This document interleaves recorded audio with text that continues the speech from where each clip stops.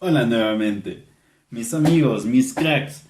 Vamos a ver ahora unos temas que nos van a interesar. Sobre todo vamos a ver los números binarios y qué son los dentro de los sistemas digitales, ¿sale? ¿A qué nos referimos cuando hablamos de un sistema digital?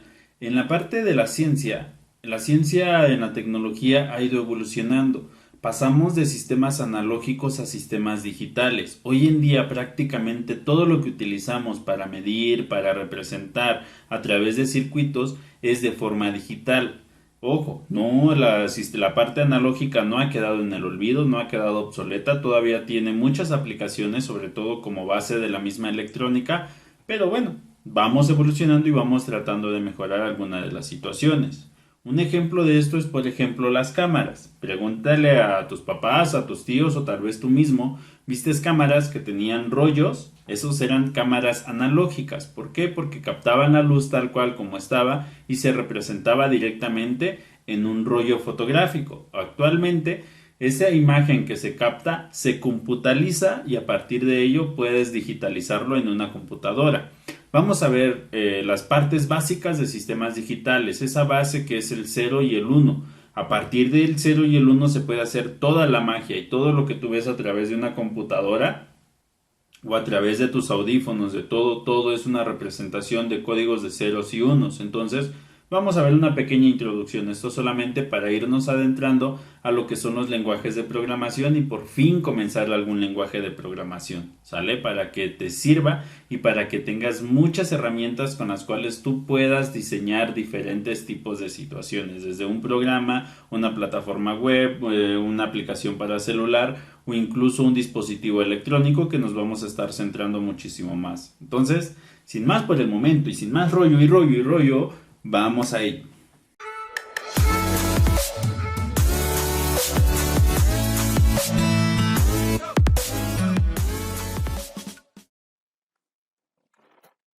Muy bien, como les comentaba, vamos a ver esta parte importante antes de pasar a la parte de la programación como tal.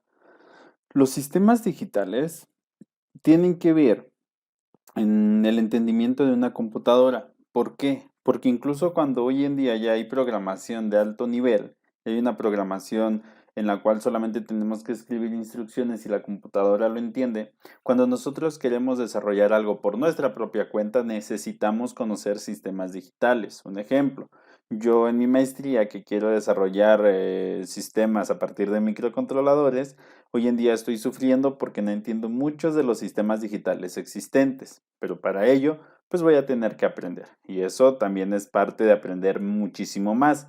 Las bases de los sistemas digitales para introducirnos, ojo, para introducirnos al mundo de la programación, no son tan complejos como lo que yo tengo que tengo que aprender a nivel registros, cómo se hacen las peticiones de registros, cómo se guardan, y a partir de esto, cómo crear instrucciones, cómo crear esas propias instrucciones que utilizan los lenguajes de programación desde la raíz.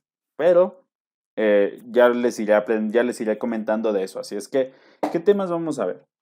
Vamos a ver temas como el sistema binario, números binarios, vamos a tratar de aprender a convertir de binario a decimal, vamos a hacer con la parte de combinaciones y bueno, la parte de los sistemas binarios solamente utilizan ceros y unos. En una cifra binaria, cada dígito de hecho debe de tener distinto valor dependiendo de la posición que ocupe, es decir, podemos tener grandes cantidades de ceros y unos, pero dependiendo de cómo estén acomodadas vamos a obtener diferentes valores.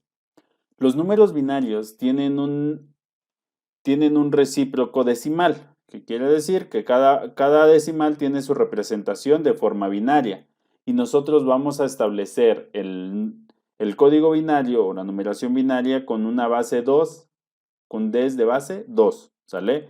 La n, la potencia n, nos va a representar el número de dígitos que nosotros vamos a tener o el número de combinaciones que nosotros vamos a poder hacer a partir de hacer la operación 2 a la n.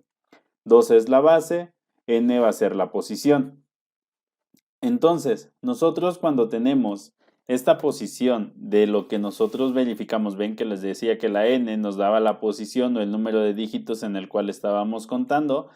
Por ejemplo, 1 por 2 a la n, 1 por 2 a la 4, 1, 0 por 2 a la 3 es cada uno de estos números en la posición. Y en esta posición el n, al multiplicarlo, nos va a dar su equivalente en decimal, tal que a sumarlo nos va a dar un número decimal. El 110101 es igual a 53 en base 10, de binario a decimal. Convertimos de binario a decimal. Cada uno de estos lo multiplicamos por 2 elevado a la posición que corresponda, siendo el número menos significativo el del lado derecho,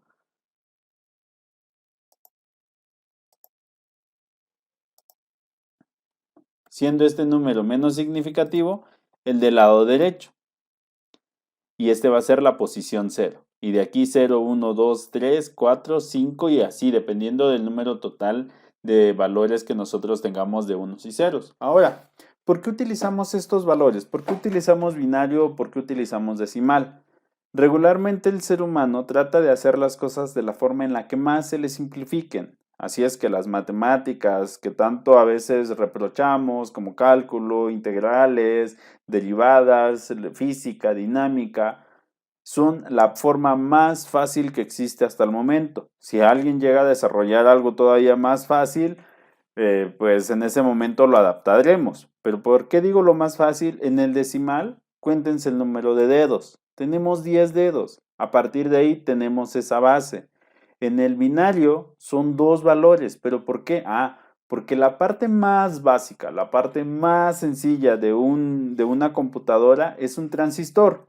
Y el transistor solamente tiene dos estados. Deja pasar corriente del colector al emisor o no deja pasar corriente. ¿Y cómo lo controlamos? A partir de la base. Deja pasar o no deja pasar. Solamente son dos estados. Como solamente son dos estados, lo que más se adapta a su sistema es un sistema binario. Recuerden que para nosotros es una forma de representar ese fenómeno. No es que el fenómeno nos diga cómo representarlo.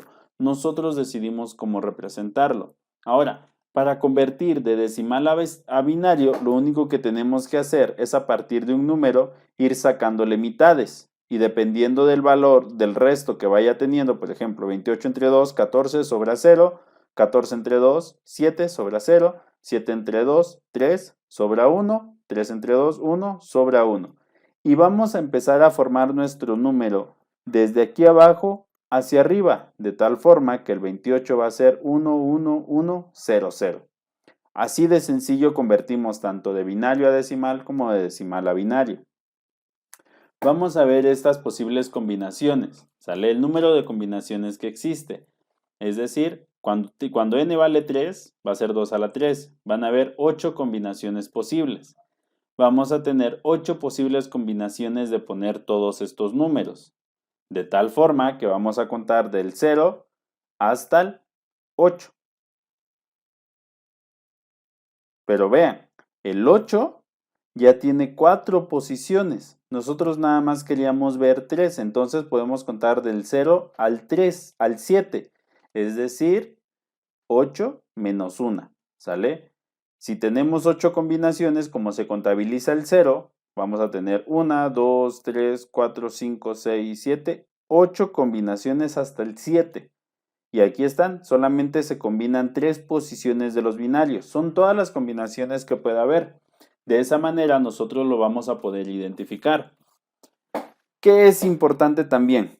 Identificar. Ojo, esto solamente es una introducción. Tal vez más adelante veamos más en sistemas digitales un poquito más a profundidad todos estos elementos de ceros y unos. Pues bueno, vamos a pasar a las variables y los tipos de datos. Estos nada más van a ser temas para tratar de entender un poquito la programación. Más adelante iremos profundizando sobre todos estos elementos que nosotros tenemos. Dentro de las variables vamos a ver las variables, los enteros, los flotantes, los caracteres, las cadenas y los booleanos. ¿Qué es una variable? Son espacios reservados en la memoria que, como su nombre lo indica, pueden cambiar de contenido a lo largo de la ejecución de un programa. Pues están variando, ¿sale?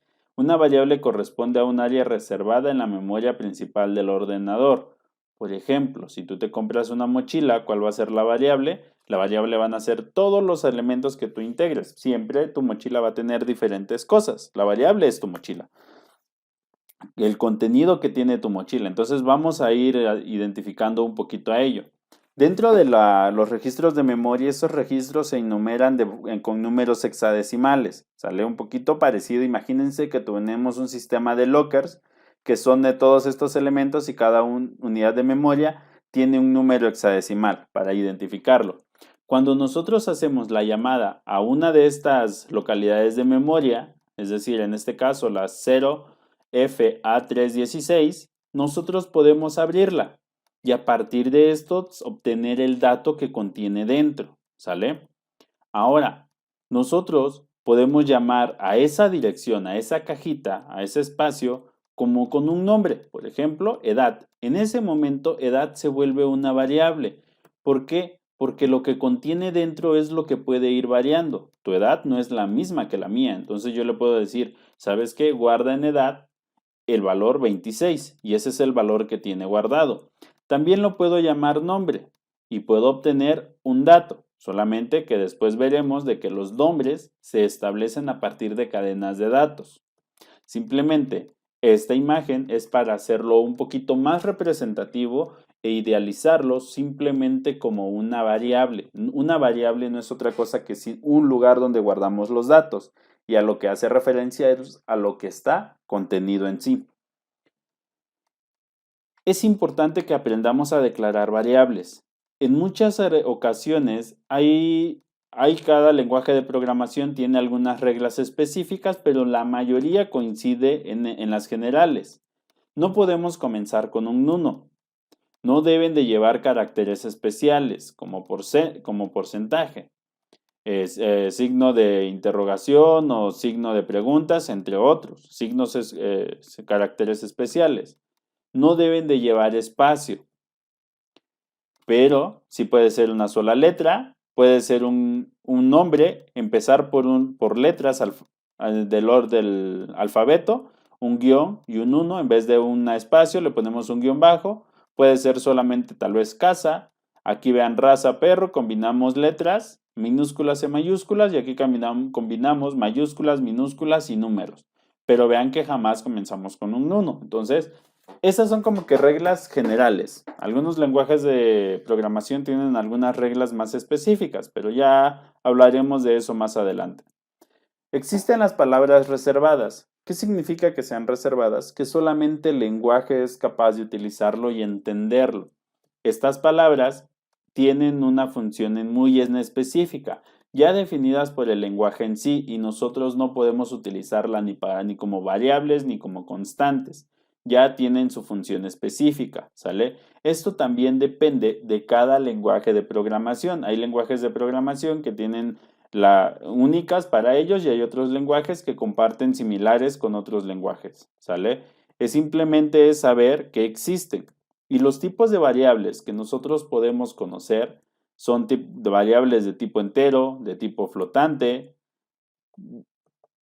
por ejemplo en de tipo carácter y así diferentes tipos de variables que nosotros tenemos. Dentro de estos tipos de variables les vamos a conocer como el tipo de dato, ya sea que utilicemos números, letras, palabras, frases, entre otros, y de cada uno de esos va a ser un tipo de dato y nosotros lo vamos a estar manipulando en cada lenguaje de programación. Por ejemplo, los números enteros o las variables tipo entero almacenan datos numéricos con valores enteros. El 1, el 14, el 32, 125, 3506.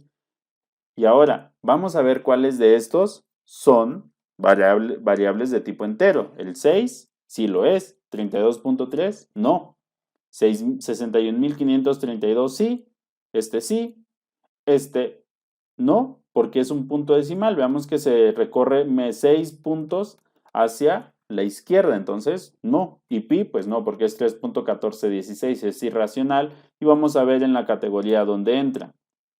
¿Sale?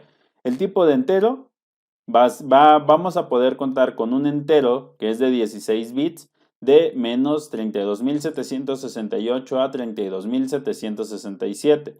Si nosotros le quitamos el signo, podemos contar desde el 0 hasta el 65.535. Podemos tener también enteros específicamente con signos. Un short int es la misma parte del int en algunos lenguajes llega a ser de 8 bits. Un sign-in short también es muy parecido. Son los tipos de enteros que existen, ¿sale?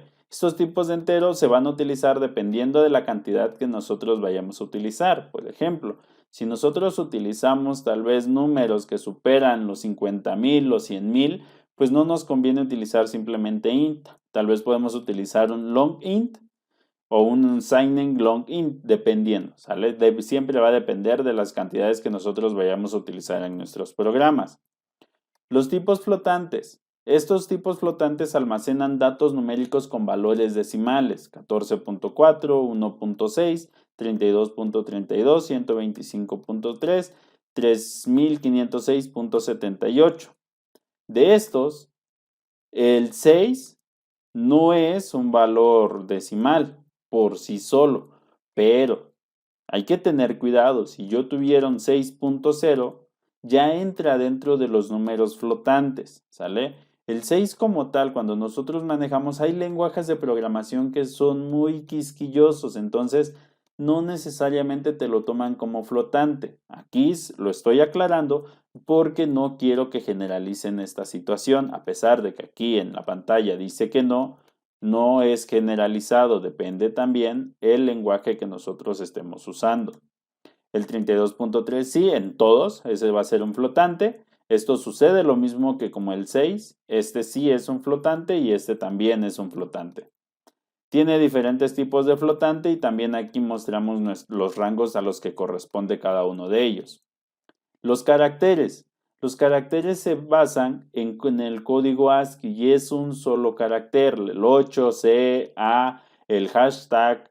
Por ejemplo, el A sí es un carácter, 125 no es un carácter, el R sí es un carácter, 125 entre comillas simples no lo es una cadena de caracteres, ¿sale? A pesar de que son caracteres, cada uno de ellos de forma individual, juntos no es un solo carácter, es una cadena.